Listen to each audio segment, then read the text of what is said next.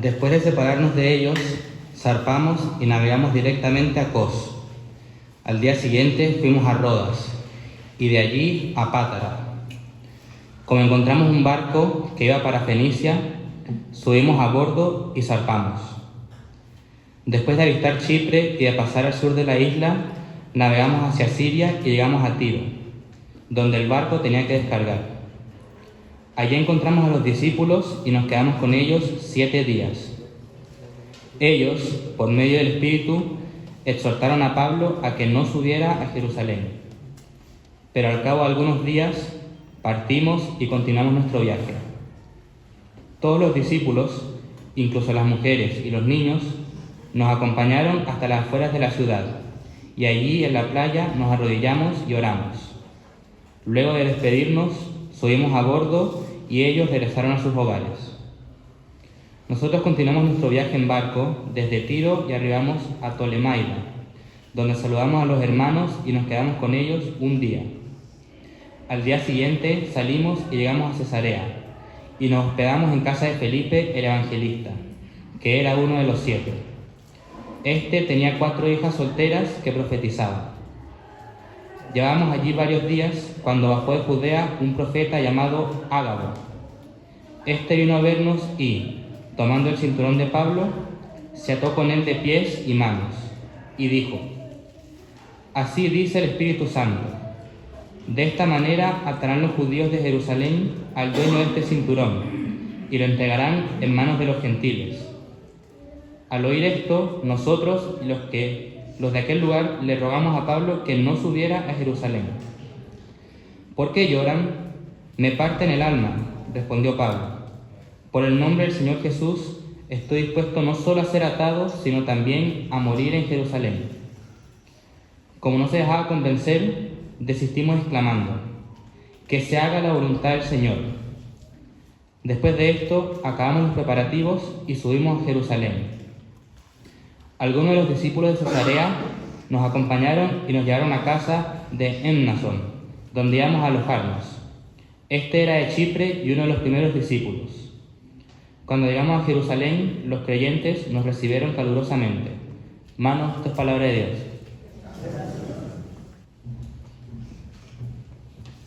Cuando tenía 15 años, viajé solo a Argentina, hasta Córdoba, en bus, solito, para participar de un campamento de capacitación para cristianos. Todo súper bien, hasta que tuve que volver. Era un día domingo por la tarde en el que tenía que llegar desde el campamento a las afueras de la ciudad hasta el terminal. Era un viaje aproximadamente de 1 hora. Salimos con tiempo, pero no considerábamos que en el camino había un accidente que tenía detenido el tránsito. Cuando logré llegar al terminal, el bus ya se había ido hace algunos minutos.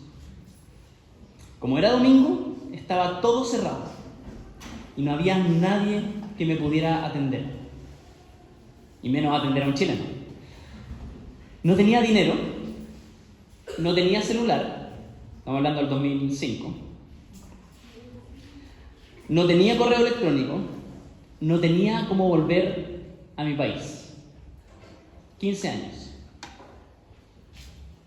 Pero menos mal, un par de hermanos argentinos de otra ciudad se habían quedado conmigo, sabiendo que vivíamos atrasados, y mejor nos vamos a quedar con él para ver cómo resuelve. Como no tenían cómo volver, ellos se pusieron en contacto con el pastor de una iglesia de esa ciudad que era de la misma denominación de ellos. Y ese pastor, a su vez, llamó a alguien de su iglesia, a una familia de su congregación, para que me recibieran en su casa. Me fueron a buscar al terminal, me dieron comida, me dieron compañía, me tranquilizaron. O sea, si ahora tengo 34 años y me pasa algo así de desespero, imagínense cómo estaba a los 15. Me dieron alojamiento, me ayudaron a contactar a mi familia. Hasta vimos una película con el resto de la familia, invitaron a algunas personas de la iglesia y me acuerdo cuál era la película. Click, de Adam Sandler. Véanla en la tarde si quieren.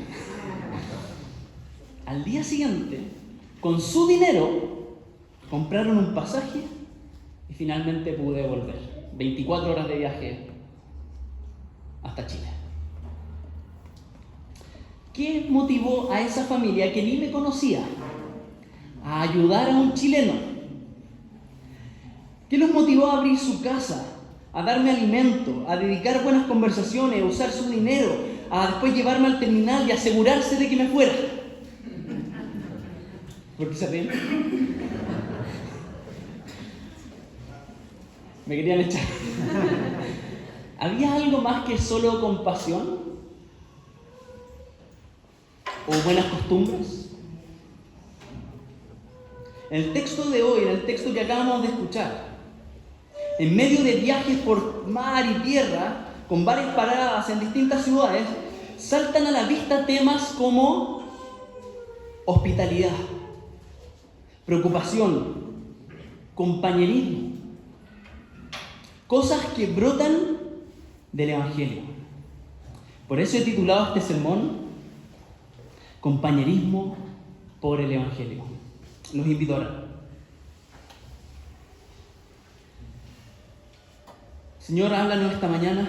Ciertamente lo has hecho ya con el hecho de escuchar tu palabra leída, pero queremos seguir meditando en ella, para seguir escuchando tu voz, que ésta nos desafíe, nos anime, nos corrija, nos dé ideas acerca de cómo podemos vivir y cómo podemos practicar el compañerismo impulsado por el Evangelio. Ayúdanos esta mañana. En el nombre de Jesús oramos. Amén. Terminamos el último capítulo, el capítulo anterior, viendo cómo Pablo, después de decirle a los efesios que no los volvería a ver, cómo él se despide de ellos entre lágrimas, abrazos y besos, todos arrodillados orando. Después de 3 años compartiendo intensamente como hermanos en Cristo, obviamente la relación se había vuelto muy estrecha. Esto es lo que veíamos la semana pasada. Pero terminaba ese capítulo diciendo que era tiempo de separarse para emprender un largo viaje. Primero, tomaron un barco pasando por 3 ciudades menores y luego otro barco para llegar hasta Tiro, que no aparece ahí. ¿O sí? Abajo. Ya parece que estaban adentro. En Tiro tuvieron que desembarcar por unos días porque la nave debía dejar ahí su cargamento. Entonces Pablo y sus compañeros estaban obligados a permanecer algunos días ahí. Digamos, perdieron el bus. No habían perdido el bus, pero el bus estaba detenido algunos días ahí.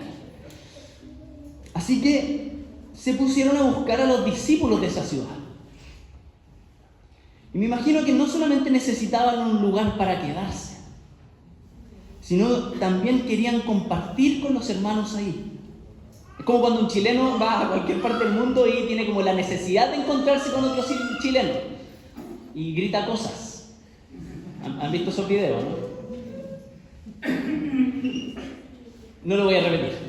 ¿Qué es lo que hace un chileno cuando va a otro país y grita para ver si es que hay otro chileno ahí? Pero como que tenemos esa necesidad de encontrarnos con alguien que compartimos nacionalidad. Pero cuanto más los cristianos, también tenemos ese como deseo de encontrarnos con otros cristianos y celebrar nuestra unión juntos y pasarlo bien y sentirnos como hermanos aunque estemos fuera de nuestro país, de nuestro lugar. Cuando encontraron a los discípulos de ese lugar, en el verso 4, se quedaron con ellos 7 días. Lo que es harto y poco a la vez. Por un lado es harto tiempo porque imagínate recibir a 9 personas por 7 días. Con todo lo que eso implica. Imagínense como iglesia llegan 9 misioneros y dicen, hola, y nosotros nos tenemos que organizar para recibirlos. No es poco, ¿cierto? 7 días, hay que organizarse. Pero por otro lado, es poco tiempo para el nivel de cercanía que lograron. En ese corto periodo de tiempo mostraron preocupación por la seguridad de Pablo y lo que le podría pasar al llegar a Jerusalén. Compartieron mensajes que el Espíritu Santo les daba. No solamente lo pasaron bien, sino que había conversaciones profundas y había conversación con Dios. Mensajes que le daban de parte de Dios. Había una preocupación por lo que le iba a pasar. Había una verdadera hermandad. Miren el verso 5. Los trataban como parte de sus familias. Tanto que al momento de irse fueron a despedirlos, hombres, mujeres, niños, fueron todos a despedir a estos misioneros que estuvieron solo 7 días, como si lo hubiesen conocido de toda la vida.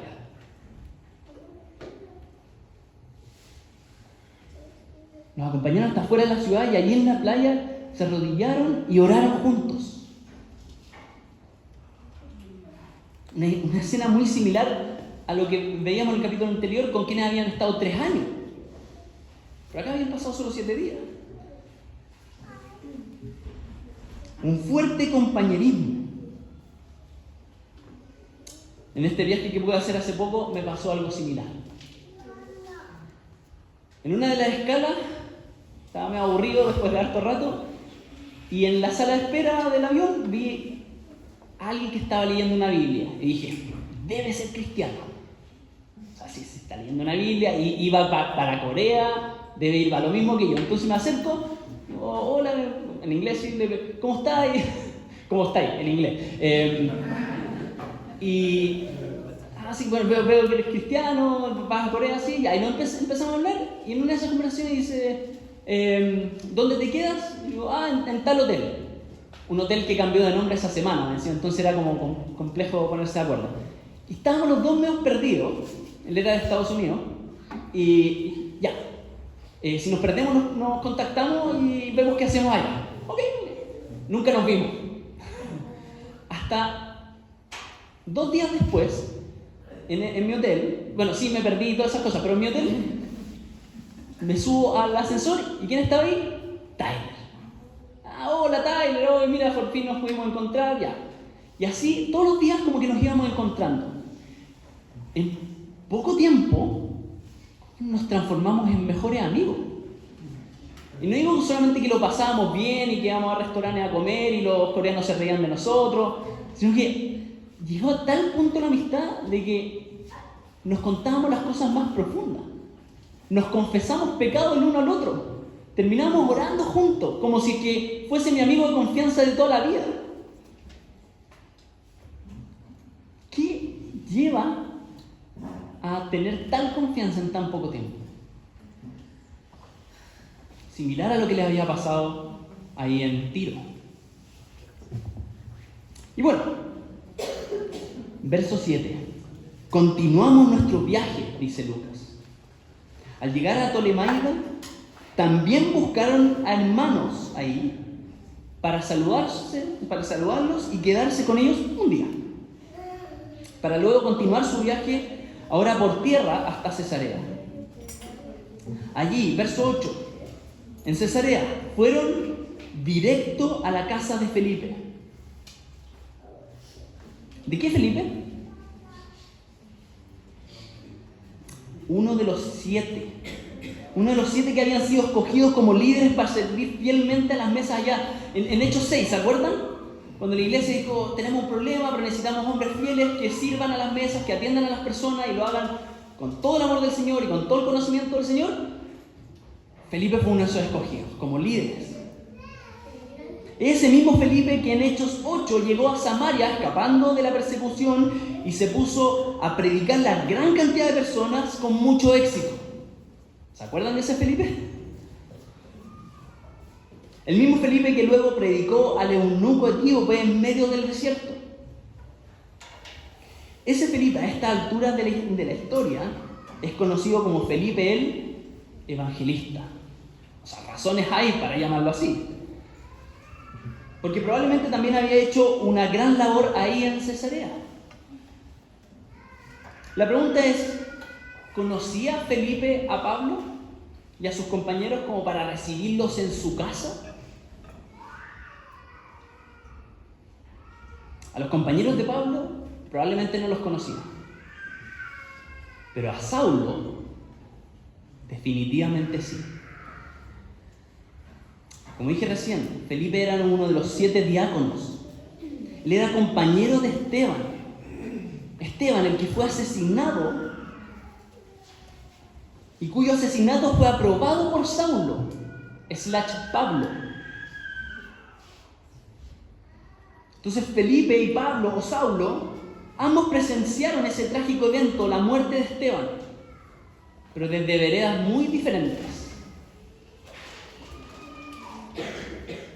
Por la persecución sostenida por este mismo Saulo, Felipe había tenido que escapar. En términos simples, eran enemigos. Fueron enemigos en algún momento. Pero Cristo los unió. El hecho entonces de que Saulo o Pablo entre a la casa de Felipe, que Felipe le dé la bienvenida, le permita, le abra las puertas de su casa, de su familia, es un milagro en sí mismo. Un milagro que Jesús y sus buenas noticias han hecho posible. Felipe y sus jóvenes hijas que aún vivían con él eran una familia llena de la palabra de Dios. Y ellos reciben hospitalariamente a estos 9 hombres por varios días como un acto de compañerismo motivado por el Evangelio.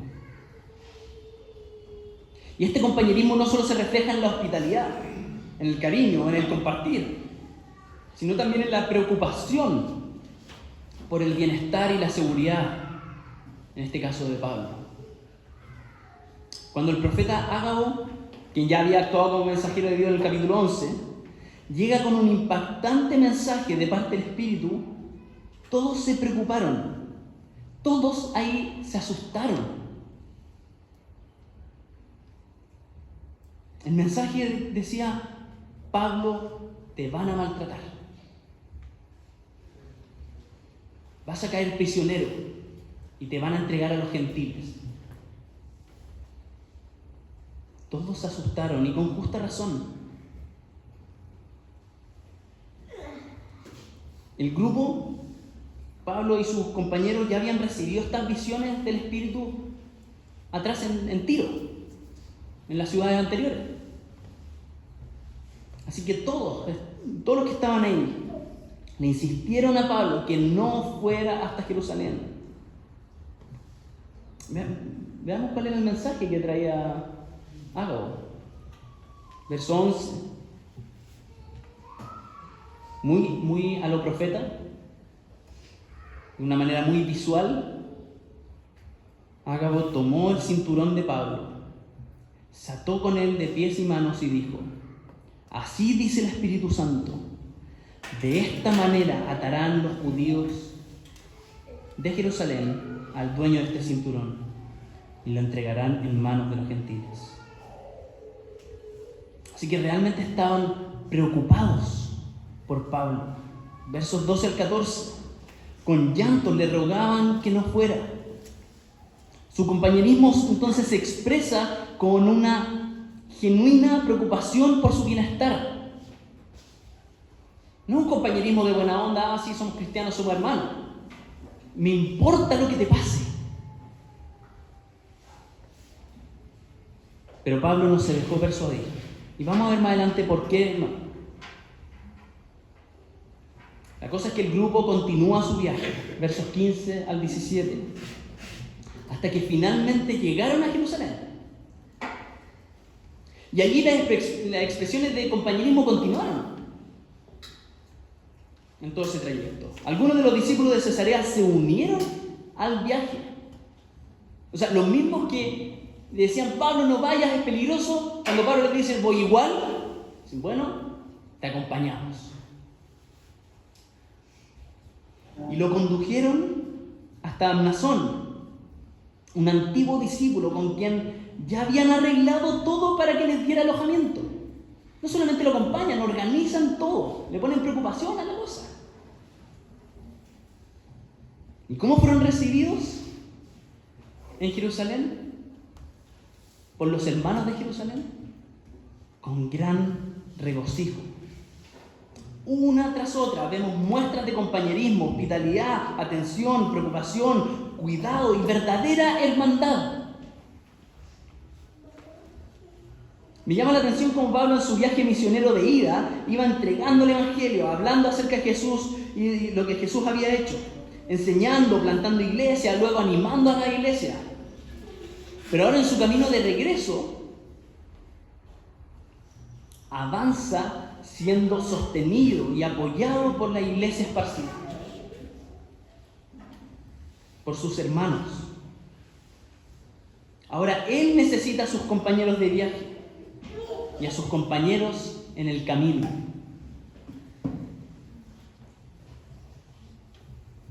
Si eras de los que pensaba que el cristianismo es algo personal e individual, déjame decirte que así no funciona. De lo que hemos visto surgen dos grandes preguntas,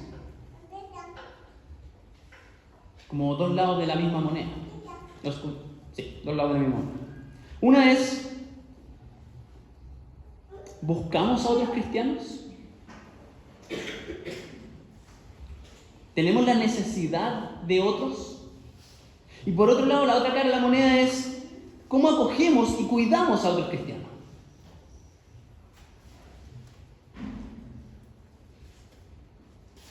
Porque los cristianos necesitamos de nuestros hermanos en este viaje de la vida. Necesitamos de otros para realizar la misión. Necesitamos apoyarnos en otros para no caer. Necesitamos ayuda, necesitamos compañerismo, necesitamos aliento, necesitamos consuelo, necesitamos consejos. Necesitamos un refugio. Necesitamos un descanso. Necesitamos orar con otros. Necesitamos que otros se preocupen por nosotros. Yo esta semana estaba como muy agobiado por pequeñeces, otras cosas más grandes, pero estaba súper cansado. Y Pancho me manda un mensaje, no recuerdo por motivo de quién fue el mensaje, pero la típica pregunta, ¿cómo estás? Que yo creo que iba con intención y yo respondo, colapsado. Y su respuesta simple me dio mucho ánimo. Realmente, me cambió en ese momento y yo estaba así como, no quiero más. Y su respuesta de un hermano me dio ánimo para continuar, para terminar este sermón, digamos. Necesitamos de otros. Pero también al revés. Podemos ofrecer. Podemos ser todas esas cosas para otros hermanos también. Y hay maneras prácticas,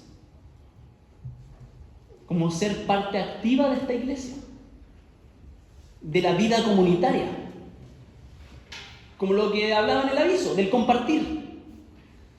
A veces te va a tocar servir a otros, y a veces tú necesitas llegar y que te sirvan un cafecito y una mandarina. Hay mandarinas por si acaso, ¿no? Para esto. Arme y desarme. A veces tú puedes venir a poner las sillas y otras veces tú vas a necesitar que las sillas estén puestas y llegar y sentarte, hermano. El audio. ¿Te gusta escuchar bien o no? Pero también tú puedes hacer que otros escuchen bien.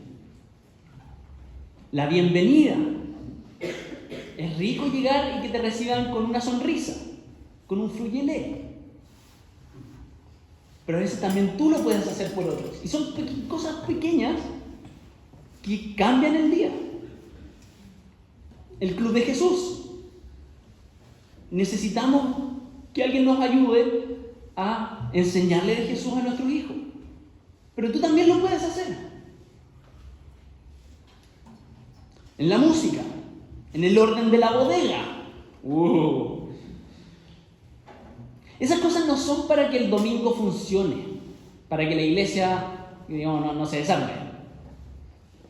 Es para servir a los hermanos, para atendernos unos a otros. Eso es compañerismo. Lo mismo con los GPS, los grupos pequeños semanales. Participa. Tú lo necesitas y los otros te necesitan. Abre tu casa, acoge, recibe, ofrece. Hospitalidad, como lo hemos visto en el texto. O si no puedes abrir tu casa, bueno, lleva algo para comer. O simplemente asiste, y eso anima. Ahí puedes encontrar un refugio, un descanso. Haz que el GPS sea tu familia, con esa intensidad que vemos en el texto. Cuidemos de los misioneros y de los obreros apartados. Sigamos aportando para apoyar.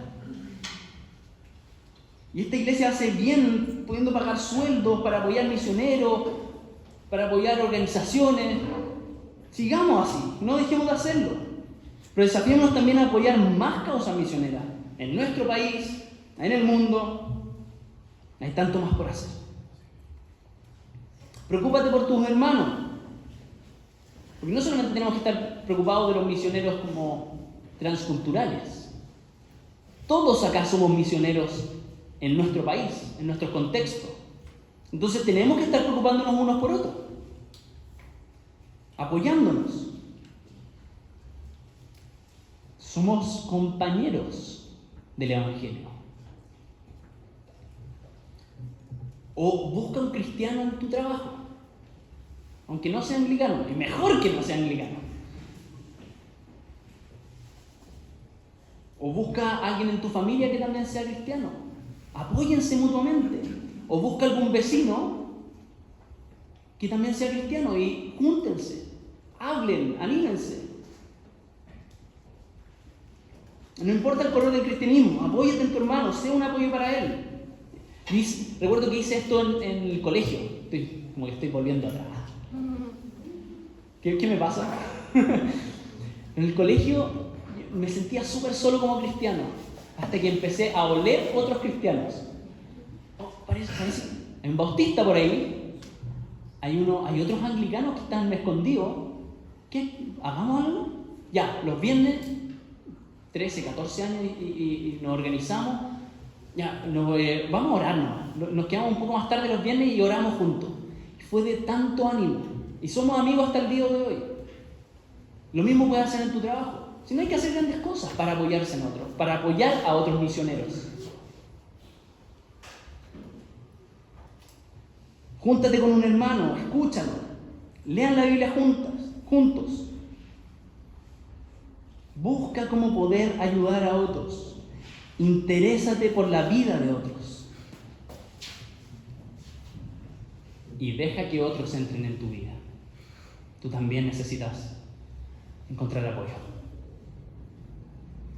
Ahora, ¿qué explica esta fraternidad?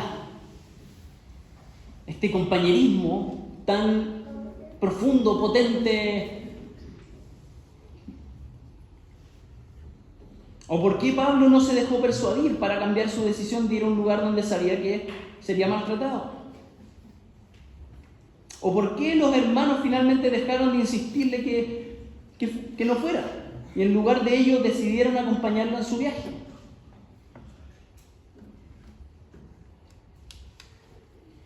¿Qué responde a estas preguntas?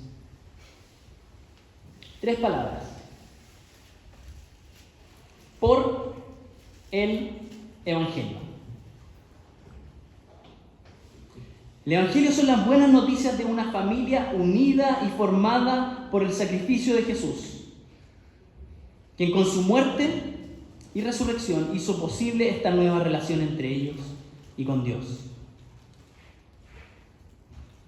Todos, sin distinción de nacionalidad, raza o religión anterior, se convierten en hermanos en Cristo, cuidándose unos a otros y compartiendo un solo mensaje de salvación, una sola fe unificada, un amor profundo y un deseo colectivo de expandir el reinado de Jesucristo en todo el mundo. ¿Qué hace posible esta fraternidad? El Evangelio. Pero es el Evangelio también la razón por la que Pablo tenía un firme deseo de obedecer al Espíritu Santo y dirigirse, sin importar qué, dirigirse a Jerusalén. Su objetivo era llevar la ayuda económica que las iglesias de diversas regiones enviaban a sus hermanos en Judea, los que estaban pasando escasez.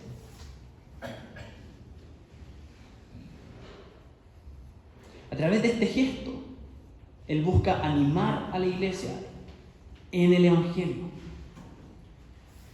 En su corazón también anhelaba llevar el amor a aquellos que antes él mismo había perseguido y dañado. Aunque eso significara sufrimiento y persecución contra él. ¿Qué lo motiva a enfrentar eso? El Evangelio. Finalmente los hermanos decidieron dejar de insistirle de que no fuera, versos 14 al 16, y optaron por acompañarlo. Se arriesgaron junto a él. Y eso se debió a que compartían la misma motivación por el Evangelio y un amor genuino por sus hermanos en dificultad. Entonces se sometieron así a la voluntad del Señor. Pero quizás se podría haber logrado algo similar sin arriesgar a Pablo, ¿cierto? Perfectamente alguien podría haber llevado lo recaudado, llevado una carta y problema solucionado. Pero Pablo se mantiene firme en la decisión que había tomado en su corazón. ¿Por qué? Porque él realmente quiere ir, aunque signifique sufrimiento. Porque como vamos a ver de ahora en adelante en Hechos, vamos a ver que de alguna forma Pablo quiere expresar el sacrificio de Cristo en su propia vida. Con su propio cuerpo mostrar cómo Cristo se sacrificó por amor a su iglesia. No solamente hablar de lo que Jesús hizo, sino que él quiere mostrar sacrificio con su propia vida. Quiere vivir como Jesús y morir como Jesús. No reemplazar el sacrificio de Cristo para nada, sino ser como una película viviente de lo que Jesús hizo en mayor medida. Para la gloria del nombre del Señor Jesús. Pablo ha hecho todos sus viajes para que muchos escucharan el Evangelio. Y ahora vuelve a Jerusalén para llevar los frutos del Evangelio, apoyado por personas motivadas por el Evangelio. Y ahora con su vida quiere predicar el Evangelio.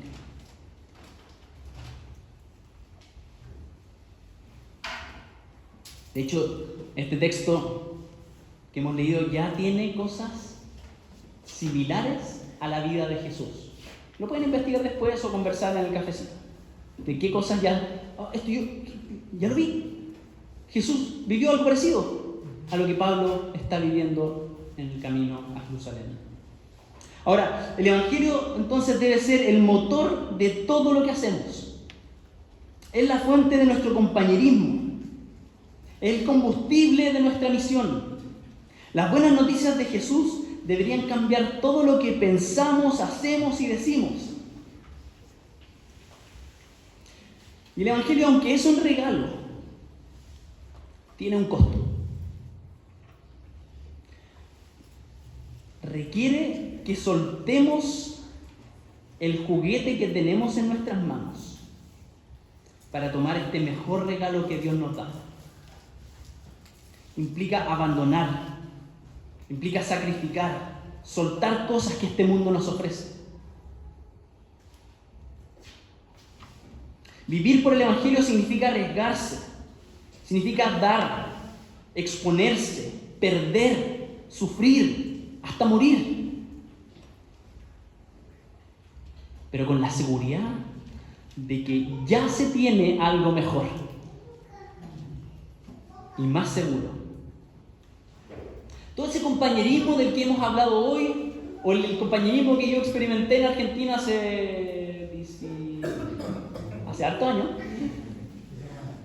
19 años, ya se va para todo las matemáticas. ¿Qué lo motiva? El Evangelio. Y tiene costos. Esa familia cambió su domingo, recibió un extraño en su casa, le dio alojamiento y gastó de su plata, igual después se la devolvimos, pero se arriesgaron y me compraron un pasaje no barato de vuelta para un desconocido. ¿O no era tan desconocido? Era un hermano para ellos, y así me trataron.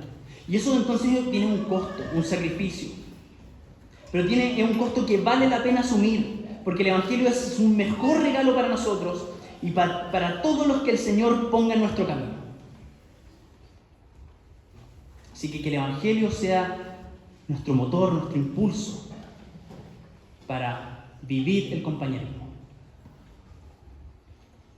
Un compañerismo que es diferente a cualquier otra organización en el mundo. Los invito a ver.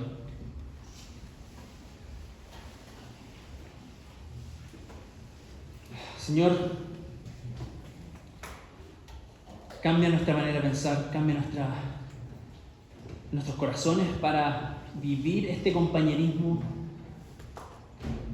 del Evangelio, para poder amar a otros de manera sacrificada, para ser hospitalarios, para estar preocupados por otros, pero también transforma nuestra mente para darnos cuenta que necesitamos de otros cristianos y que no podemos solos. Gracias, Señor, te damos por esta iglesia que sí vive, pero ayúdanos a crecer aún más, a alcanzar la perfección en esta área, para que realmente seamos una familia en Cristo. En el nombre de Jesús oramos. Amén. Confiamos en la fuerza de tu espíritu.